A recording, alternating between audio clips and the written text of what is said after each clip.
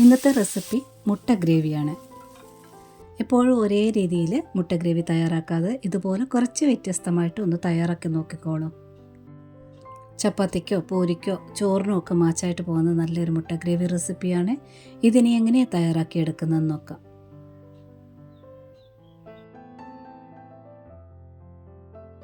ഞാനൊരു ചെറിയ പാത്രം എടുത്ത് വെച്ചിട്ടുണ്ട്. ഇതിലോട്ട് 1 ടേബിൾ സ്പൂൺ കാശ്മീരി മുളക് പൊടി, 1.5 ടേബിൾ സ്പൂൺ മല്ലിപ്പൊടിയോട് ചേർത്തിട്ടുണ്ട്. ഇനി ഒരരയോ മുക്കാലോ ഗ്ലാസ് വെള്ളം ഒഴിച്ചിട്ട് നല്ലവണ്ണം ഒന്ന് കലക്കി മാറ്റി വയ്ക്കണം. എരിവിന് വറ്റൽ മുളകും പിന്നീട് ചേർക്കുന്നുണ്ട്. ഇപ്പോൾ ഞാൻ എടുത്തിരിക്കുന്നത് കാശ്മീരി മുളക് പൊടിയാണ്. അപ്പോൾ ഗ്രേവിക്ക് കുറച്ച് കളറും കൂടി കിട്ടും. ഇതാ മിക്സ് ആയിട്ടുണ്ട്. ഇതിനെ അങ്ങോട്ട് മാറ്റി വയ്ക്കാം. ഇനി ചുവട് കട്ടിയുള്ളൊരു കടായി വെക്കണം. ഒരല്പം എണ്ണ ഒഴിക്കുക. വെളിച്ചെണ്ണ ഒഴിച്ചാലും കുഴപ്പമൊന്നുമില്ല. ഇനി ഇതിലോട്ട് 2 ഏലക്ക, ഒരു 3 ചെറിയ ഗ്രാമ്പു, ഒരു കഷ്ണം പട്ടയോട് ചേർത്തിട്ടുണ്ട്.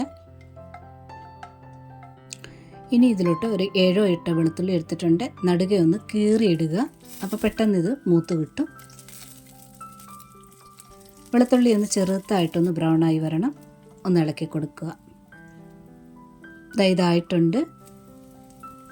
ഇതിൽ ചെറുള്ളിയാണ് ചേർക്കുന്നത്. ഒരു 3/4 കപ്പോളം ചെറുള്ളി എടുത്തിട്ടുണ്ട്. അതുകൂടി ചേർത്തിട്ട് ഇനി ഒന്ന് വഴറ്റിയെടുക്കണം. നല്ല വലുപ്പമുള്ള ചെറുള്ളിയൊക്കെ രണ്ടായിട്ടൊന്ന് കീറിയിട്ടിട്ടുണ്ട്. അപ്പോൾ സൈസൊക്കെ ഒരുപോലെ ആയിട്ടുണ്ട്. ഒരേപോലെ വഴന്ന് കിട്ടും. നന്നായിട്ട് ഇളക്കി കൊടുക്കുക. ചെറുള്ളിയുടെ നിറം ഒന്ന് ചെറുതായിട്ട് മാറാൻ തുടങ്ങുമ്പോൾ 1 ടീസ്പൂൺ പെരിഞ്ജീരകം ചേർക്കുക, വലിയ ജീരകം. ഇനി കുറച്ചുകൂടി ഒന്ന് ഉള്ളി വഴന്ന് വരാനുണ്ട്. ആ നിറം ഒന്നുകൂടി ഒന്ന് മാറി വരാനുണ്ട്. നന്നായിട്ട് ഇളക്കി കൊടുക്കുക. പെരിഞ്ജീരകം ആദ്യമേ ചേർക്കുകയാണെങ്കിൽ ഈ സമയം കൊണ്ടത് കരിഞ്ഞു പോകും. അതുകൊണ്ട് പകുതി വഴന്നതിന് ശേഷം പെരിഞ്ജീരകം ചേർക്കുക. ഉള്ളി ആയിട്ടുണ്ട്. ഇനി കുറച്ച് കറിവേപ്പിലൂടെ ചേർത്തിട്ട് നന്നായിട്ടൊന്ന് ഇളക്കിയെടുക്കുക.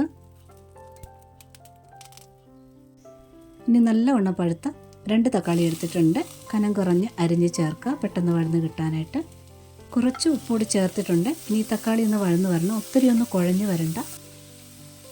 പച്ച ടേസ്റ്റ് ഒന്ന് മാറിയിട്ട് ആ തൊലിയൊക്കെ ഒന്ന് ചെറുതായിട്ടൊന്ന് അടർന്ന് വരില്ലേ, ആ ഒരു പരുവം മതിയാകും. ഉപ്പ് ചേർത്തത് കാരണം പെട്ടെന്ന് വഴന്ന് കിട്ടിക്കോളും. ഇളക്കിക്കൊണ്ട് നിൽക്കേണ്ട ആവശ്യമില്ല. ഉപ്പ് നന്നായിട്ട് മിക്സ് ആകുന്ന രീതി ഇളക്കിയിട്ട് ഇതുപോലെ ഒന്ന് തട്ടിപ്പൊത്തി മൂടി വയ്ക്കുക. തീ നല്ലോണം കുറച്ച് വെച്ചാൽ മതിയാകും. ഒരു 2 മിനിറ്റിനുള്ളിൽ വഴന്ന് വന്നോളും.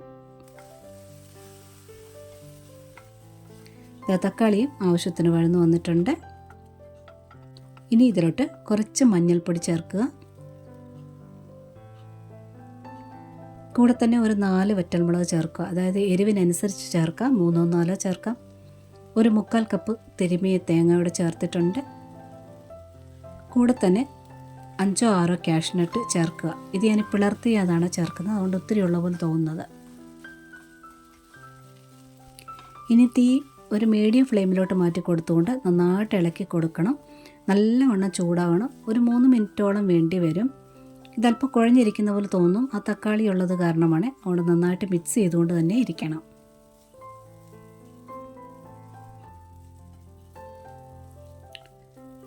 ഇത് നല്ലവണ്ണം ചൂടായിട്ടുണ്ട്.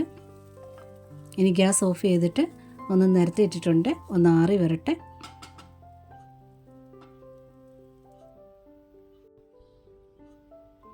നന്നായിട്ട് ആറിയതിന് ശേഷം മിക്സിയുടെ ജാറിനകത്തോട്ട് മാറ്റാം.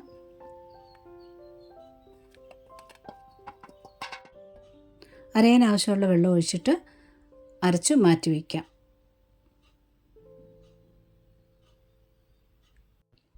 വീണ്ടും അതേ കടായി വെച്ചിട്ടുണ്ട്.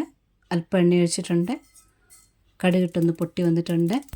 ഇനി ഇതിലോട്ട് കുറച്ച് വറ്റൽമുളകും കുറച്ച് കറിവേപ്പിലയൂടെ ചേർക്കാം. തീയെ നല്ലോണം കുറച്ച് വെച്ചിട്ട് പൊടി കലക്കി വെച്ചത് ഒഴിക്കുക.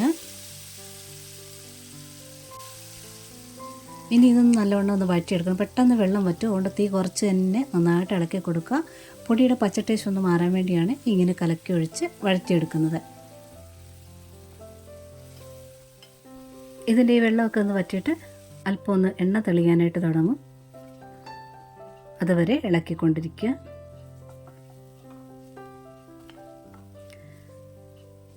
ഇതാ ഇങ്ങനെ ഉരുണ്ട് വരുന്ന കണ്ടില്ലേ, നന്നായിട്ട് വഴന്നു വന്നിട്ടുണ്ട്.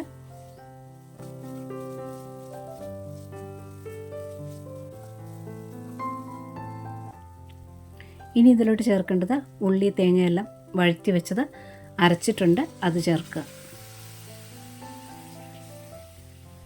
ഇനി മിക്സർ ജാറിൽ ഒരു 3/4 ഗ്ലാസ് വെള്ളം കൂടെ ഒഴിച്ചിട്ട് അതുകൂടി ചേർക്കുക. ഇത് കുറച്ച് തിക്കായിട്ട് എടുക്കുന്ന ഗ്രേവിയാണ്. ഇനി നല്ലവണ്ണം ഒന്ന് മിക്സ് ചെയ്തെടുക്കുക.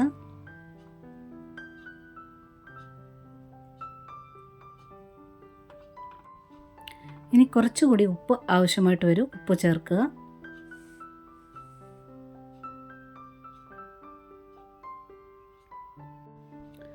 ഇതിൽ അരച്ചെടുക്കുമ്പോൾ ഒത്തിരി വെണ്ണ പോലെ അരച്ചെടുക്കേണ്ട. നമ്മൾ ഇഡലിക്കും ദോശയ്ക്കും ഒക്കെ തേങ്ങാ ചമ്മന്തി അരച്ചെടുക്കാറില്ലേ, ആ ഒരു പരുവത്തിൽ അരച്ചെടുക്കുക. ഇനി ഇത് നല്ലവണ്ണം തിളയ്ക്കണം. മസാലയൊക്കെ പിടിച്ച് ഒരു 5 മിനിറ്റ് നേരത്തേനെങ്കിലും കുറഞ്ഞ തീയിൽ തന്നെ നല്ലവണ്ണം ഒന്ന് തിളച്ച് വരട്ടെ. അല്പം ഒന്ന് വറ്റിയിട്ടുണ്ട്. ഇനി കുറച്ച് കുരുമുളക് പൊടി ചേർത്തിട്ടുണ്ട്. വറുത്ത് പൊടിച്ച് വെച്ചിരിക്കുന്ന ചെറിയ ജീരകത്തിൻ്റെ പൊടി ചേർക്കുക.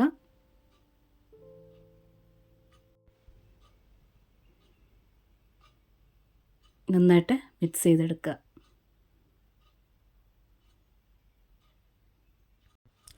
ലാസ്റ്റിൽ ഞാൻ അല്പം ഗരം മസാല പൊടി ചേർക്കുന്നുണ്ട്. വളരെ കുറച്ച് മാത്രം ചേർത്താൽ മതിയായിരിക്കും. പട്ട, ഗ്രാമ്പൂ, ഏലക്ക പൊടിച്ചതാണ് ചേർക്കുന്നത്. ഗരം മസാല ടേസ്റ്റ് ഒത്തിരി ഇഷ്ടമില്ലാത്തവർക്ക് ഇത് സ്കിപ്പ് ചെയ്യാവുന്നതാണ്. ടേസ്റ്റ് ചെയ്ത് നോക്കുക. കറിക്ക് അല്പം വേണമെന്നുണ്ടെങ്കിൽ മാത്രമായിട്ട് ചേർക്കുക. ഇത് കുറച്ച് തിക്കായിട്ട് എടുക്കുന്ന ഗ്രേവിയാണ്. ഏകദേശം ഒരു 5 മിനിറ്റിനടുത്തായിട്ടുണ്ട്.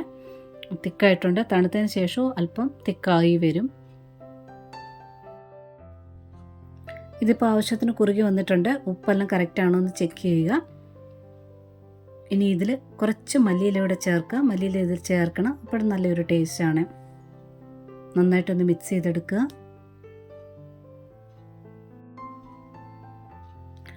ഞാൻ മുട്ട ഇവിടെ ബോയിൽ ചെയ്ത് വെച്ചിട്ടുണ്ട്. ഇനി ഇതിൽ ലാസ്റ്റിലായിട്ട് മുട്ട ചേർക്കണം.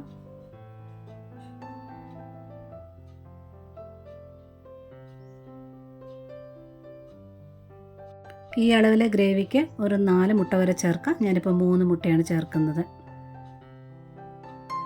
ലാസ്റ്റിൽ കുറച്ച് മല്ലിയിലൂടെ വിതറിയിട്ടുണ്ട്.